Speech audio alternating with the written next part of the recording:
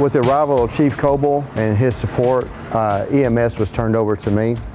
At that time, we decided we wanted to start broadening our EMS capabilities and give a better service to the citizens. A lot of times, we're the first ones on scene to start those initial life-saving capabilities. Some of our equipment needed to be upgraded.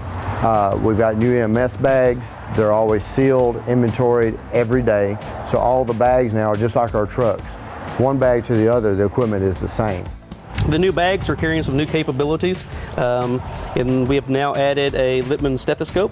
In the past, we've had some cheaper stethoscopes, which have worked, but in our environment, a lot of times with road noise out here on wrecks, environments is hard to hear, so this has really increased our ability to get a good, adequate blood pressure and hear pulses and lung sounds.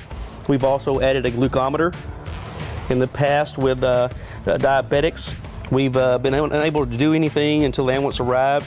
Now we can actually get a reading as far as blood sugar and know if they're high or low. Obviously, if it's low, we need to have the capability of carrying instant glucose. So if the patient is responsive enough that we can give this orally, we're able to give some instant glucose.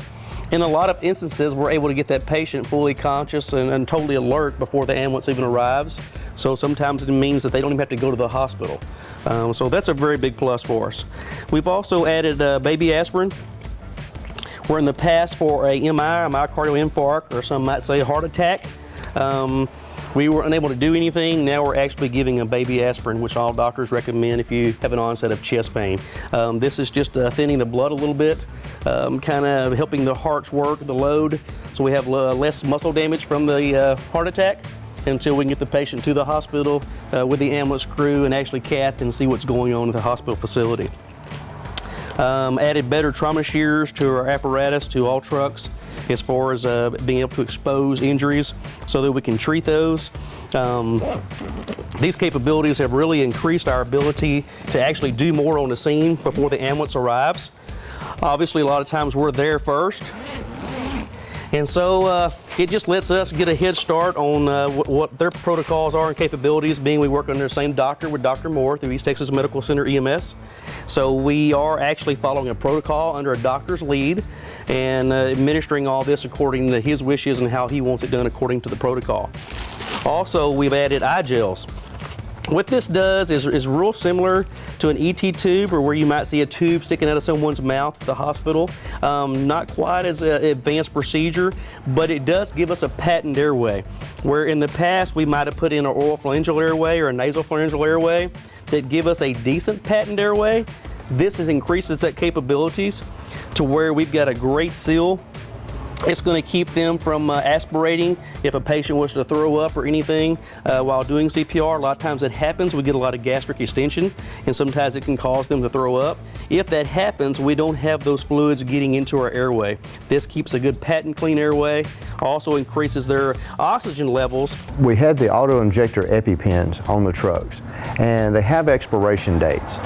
So when they all expire at the same time, it's very expensive. They're more than $500 a piece, and they're even getting higher.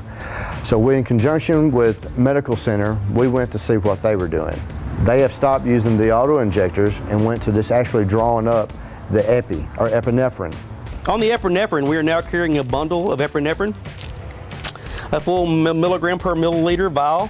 And with this epi, we are able to give an injection of 0.15 for a PD or small child, all the way up to 0.3 for an adult. That's intramuscular, so it's a true shot. In the event of anaphylaxis, where they even have an allergic reaction to peanuts, shellfish, could be a bee sting, it's very important that we get something going on to stop this anaphylactic reaction and hopefully make things better as soon as we can, because the airway is swelling, and as the airway swells, once it swells shut, there's really not a whole lot we can do, even as far as the ambulance is concerned, out in the field. So it's very important that we stop that swelling and start making some improvements on that patient.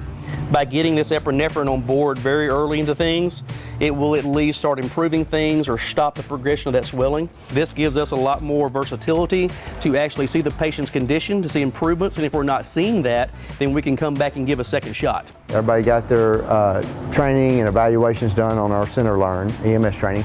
And then we had to go today, and for the next couple of days, it's the practical training. They're having to do the injections each other to make sure there's no hesitation when they're in the field. By implementing this new EPI program, our small EPI kits we have designed ourselves, we are saving the citizens money, and we'll be able to administer life-saving drugs on the spot, and also be able to administer a second and third dose as needed, where the auto injectors only provided one dose. If that wasn't enough, then we didn't have a backup plan.